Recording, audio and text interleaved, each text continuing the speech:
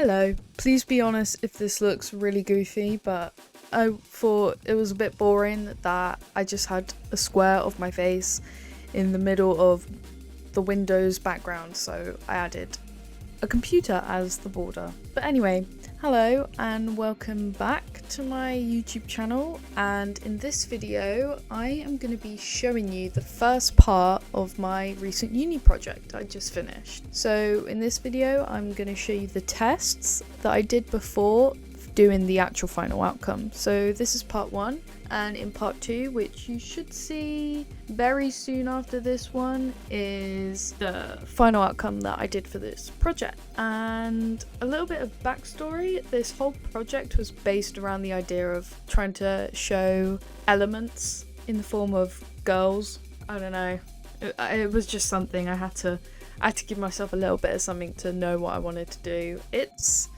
an interesting one. There's one in particular that I'm not a fan of, which I'll show you first, but I feel like it's better to show all of it to kind of show the process to the final outcome. And I thought it was good to show stuff that I don't like, because you might like it, and it could also maybe give people some reassurance that it's okay if you don't like all the projects you do. It's all about improvement and improving each time.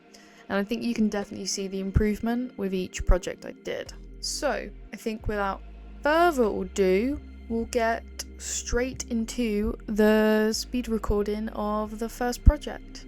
Okay, so we have gone straight into Photoshop actually, because I forgot to record making the model in Daz3D and sculpting the face in Blender. Sorry about that. So what I did is, once I did all of that, I took a screenshot of the face and I imported it into Photoshop to draw my own little makeup look inspired by fire. So that's what you see with the eyeshadow, trying to like kind of give that idea of the organic shape of fire. I also got a little bit of inspiration, I got some inspiration from a makeup look that I found on Instagram that I'll pop up on the screen now, and I'll add their @ if I figure who it was. So once I created the look in Photoshop, I imported it into Blender as a texture, and then in Texture Paint I made it a stencil so that when you hover it over the screen you can like put it onto the face and paint all over it and it will appear on the face. I had a lot of troubles with it actually. It took a lot of trial and error because a lot of the time it wasn't even showing up. I don't know how I fixed it, if I'm honest with you. I wish I did, in case someone suffers the same problem as me, but I forgot how I did that. Sorry about that. So I then started posing the model, and my idea was that I wanted her... So this girl is representing fire. Stay with me. And so the idea was that she has like a fire like that, like almost like she lit it in her hands, I guess. I don't know, it's a bit of fun. Like I said, this is just a test, and also this one's not my favourite, and I'm not the biggest fan of this one, but it was just a test. So I forgot to record the process of how I actually did it. The model was, the little thing was a 3D sphere that I just sculpted to shape into like a teardrop shape, and I added that material to it.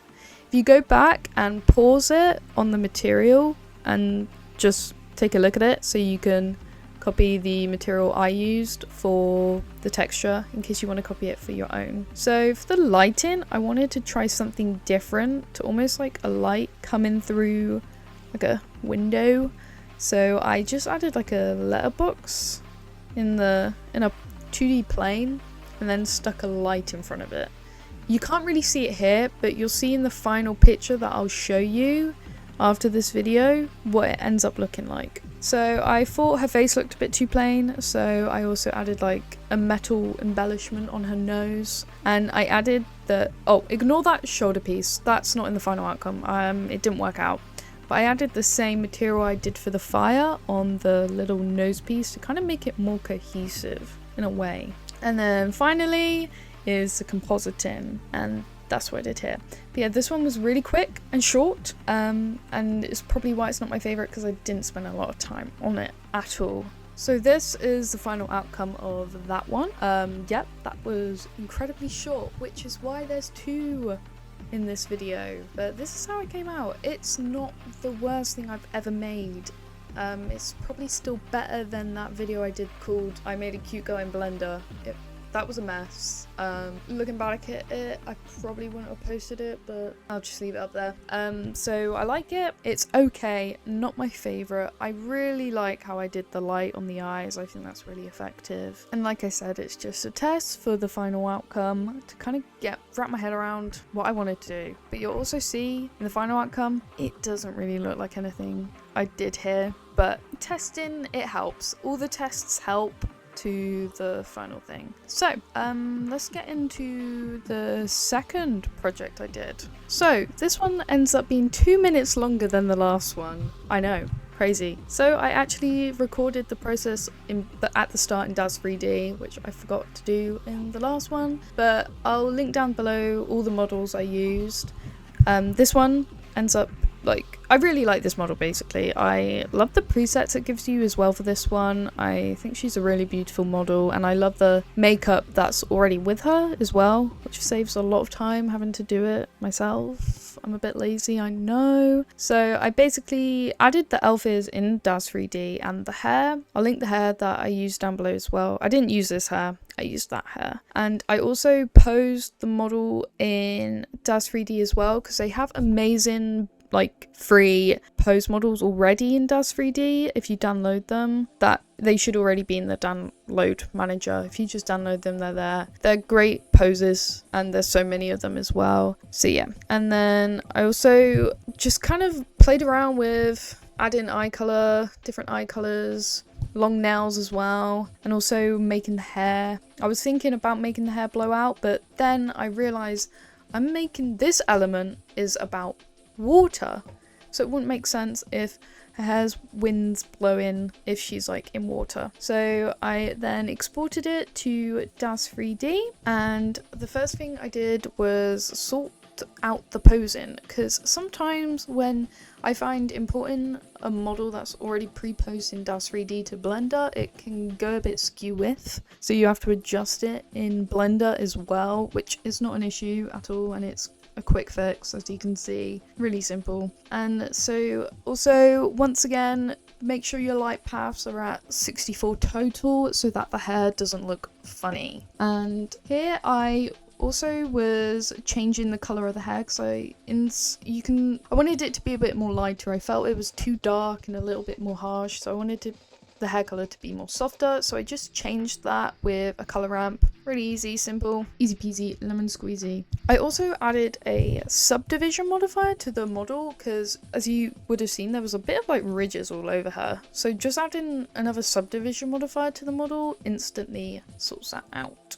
So here I also wanted to play around with the skin texture, because I'm trying to get better with trying to modify the skin textures in Blender, so I was just playing around with it and trying to make it look somewhat better. I also, you'll see in a bit here, I added a map range, and this, if you put it in between the roughness texture and the roughness in the node and just adjust it, it will make it look more wet, which is obviously what I'm going for as she's water. So here I used a new geometry node that I bought recently called the water droplet node thing, water droplet generator. I'll link that down below as well. I can't remember how much it was, but it wasn't that expensive. This took a while to do. It was very slow because I think it was a lot of topology in the scene, especially because I just subdivided the model as well. It didn't help probably. So here it was a long process of trying to generate the droplets of water how I wanted it to. It looks a bit gross here right now in the material view. It doesn't look bad in the render. I end up really liking how this came out in the final render. I'll show you a few. I took a few rendered images of this one actually, so I'll show you all of those at the end of this. But yeah, as you can see, it takes a while to load, which is my fault though, because I did subdivide the model, which doesn't help. But if you were doing it on a smaller object, it wouldn't be this slow. This probably took over an hour in total until I was happy with how I liked the droplets to look. Oh, it was long. It was long. So I think next, no. So what I actually did to stop how slow it was doing was just hide the water droplets in the viewport mode, which is you just turn off the screen symbol in the modifier. And so I then also added a plane and made it a water texture. It's really simple, just using a Musgrave texture and a bump node with a map range and a textural coordinate, and just turn it into water because I wanted her to be submerged in it to further add to the idea that she's a water element in a sense. But to me, I think she turns out being more of just a siren at the end of the day. Yeah, but she's submerged in water, she's covered in water, she's practically a water element at that point. Do you know what I mean? So here I started playing around with how I wanted the actual lighting to look like. I end up it not looking like that. I end up not using a HDRI or anything like that. I actually just make it the scene completely black and just kind of focus more on the lighting, because I felt it made it look more moody and more interesting if it was completely dark but there was like some eerie lighting around her. I'm pretty happy with how this one came out, I'm not gonna lie. And oh my god, I'm still faffing about with the water droplets because it was really bugging me. I think it was just because of the shape of the model. I don't think it's intended to be used on people, if I'm honest with you.